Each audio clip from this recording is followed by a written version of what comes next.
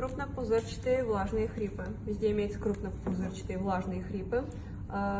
Единственное, чем отличается от мелкопузырчатых влажных хрипов, тем, что там как бы один раз лопается, а в мелкопузырчатом много раз.